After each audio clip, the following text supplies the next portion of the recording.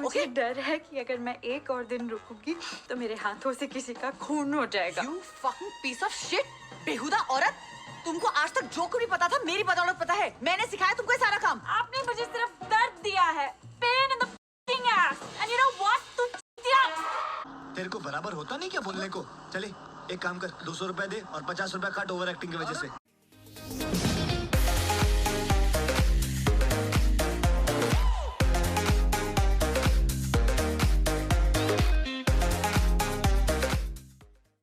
Slowly and steadily, the Indian audience has realized that the OTT space has transitioned from becoming a safe haven for compelling, niche, and thought-provoking storytelling to a dumping ground for mediocre content as well. Whichever products are either in the back burner for many years in production houses or an assessment is made that it is not viable for a theatrical run finds itself on an OTT platform or the other. What becomes sad, however, is when the streaming platform's original content itself can be best described as ordinary. One of the most enjoyable and popular shows that is available on Netflix and has finished 4 seasons was the French show titled 10%, advertised in English as Call My Agent.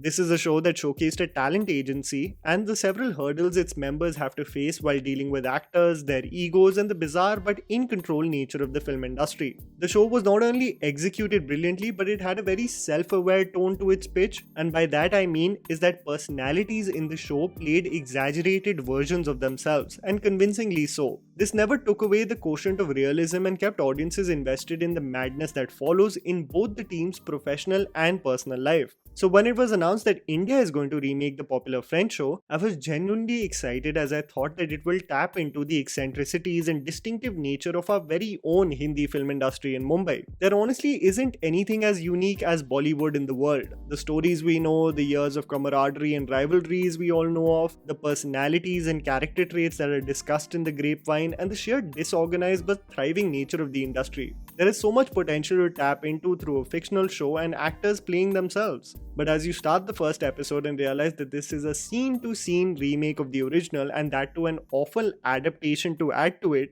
the show will test your patience or whether you even have the capability to finish its 6 episodes. This one was painful to go through and I have to present it as it is with no filter, but before I go full unhinged roast mode, let's just first start with giving some aspects of the show a little praise. The standout performers. It is always lovely to see Rajat Kapoor on the big screen, or in any fictional world. No matter how unimpressive the plot may be, I have never found Rajat Kapoor to be an eyesore or slacking in his performance. Playing the role of Monty, an influential member of art agency, he has to deal with many problems that range from temper tantrums, loss of projects, a unique workforce, and finally also having to deal with his personal life, that is currently his everyday reality. Rajat Kapoor is understated and effective despite his surroundings being absolutely and horrifyingly exaggerated. I absolutely love the sincerity of an actor like Ayush Mehra, who is a familiar face for anyone who is on social media. He is probably one of the only new faces in the cast that genuinely tries in this series despite the horrible writing that he is associated with. There is a lot of potential that the actor has, and he just has an effortless likability that he possesses in front of camera, which probably will give you strength to power through the cringe fest that goes around him.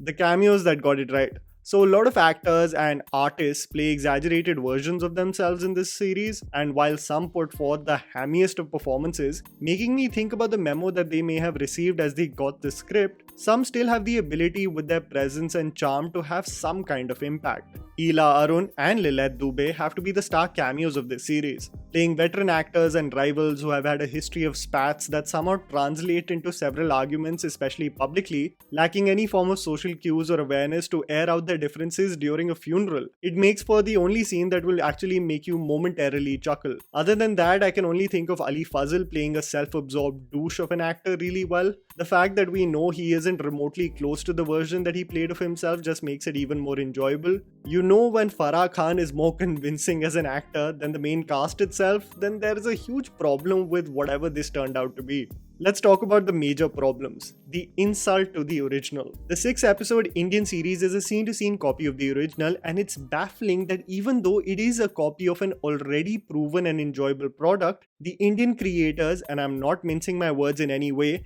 have butchered the series. Each episode has a circumstance dealing with actors. Every single Indian actor or creator that features in this series is a carbon copy of the several artists that make their appearances on the French show. The problems they face, the the solution that is provided, every single thing is exactly the same. Even in the absurdity and odd situations, the French show had this ability of making the characters and their acts convincing, actually seeming like the day-to-day events taking place in an agency. Yet, the Indian version seemed like such caricatures that are so exaggerated and over the top that it completely disconnects you and shocks you that it actually takes inspiration from the original. The camera work, the location, and its interior design. The visuals of Call My Agent Bollywood are absolutely hilarious to me. It represents overkill in every shape and form. The camera work is intended to provide a real-time hustle and bustle throughout the office, but the movement and the way it captures its characters actually seem like certain sequences are deleted scenes from a YouTube skit. A jarring vignette effect, Dutch angles unnecessarily placed to capture the tension and animosity, all of it seems excessive and overdone. Not to forget its background score that incessantly plays at every instance. Some aspects of the series make no sense, taking away the realism of it being set in Mumbai also. Probably the only thing going for it and making it unique. An agency representing actors placed in South Bombay outside CST? Really? For everyone who knows Mumbai, you know the industry literally ranges from Bandra to Goregaon in the suburbs. No one is going to land up for meetings to South Bombay. Worli tak to bahut hi zyada hai. Every 15 minutes or so, the creators want to remind you that you are in Mumbai by showcasing Victoria Terminus. The structure can justifiably be featured as a supporting cast in this series. You look at the interior design of the office in the original and it is representative of most offices. When you have an idea of what agency offices look like in Mumbai, it's somewhat like this. But the creators for some reason choose the most gaudy and color-indulgent sword-to-the-eye theme for the office of the agency that it actually seems like a rejected set from Bombay Velvet. The production design of the office still baffles my mind. If they were attempting to come close to the visuals of the world of Wes Anderson in Grand Budapest, then I'm sorry you missed the target by miles. The acting and dialogues. The performances in this series are in two different spectrums. Either they are extremely exaggerated or completely forgettable. The French show had the right balance of not becoming a complete parody and still holding on to a sense of pragmatism with its characters. But my god, is the Indian version just absolutely left field. A legend like Soni Razdan is absolutely wasted in the series, being a mere spectator to most of the sequences, and given barely any dialogues or funny punchlines. She seemed more like a glorified extra than anything else. Radhika Seth, whose character provides a much needed outside view of the film industry, just seemed out of place and uncomfortable in this world. Mostly smiling through her scenes, the creators capture her with these unflattering close shots of her face. She lacked the vulnerability and out of place vibe that Fanny Sidney possessed in the original. You know, I don't want to harp on performances or target someone specifically, but I can't help it in this case. Ahana Kumra is almost unbearable to watch in this series. Everything from her tone, delivery, body language, everything seems out of place and will genuinely make you cringe. Moments that require a sense of subtlety are also met with this jarring, exaggerated tone that completely disconnects you.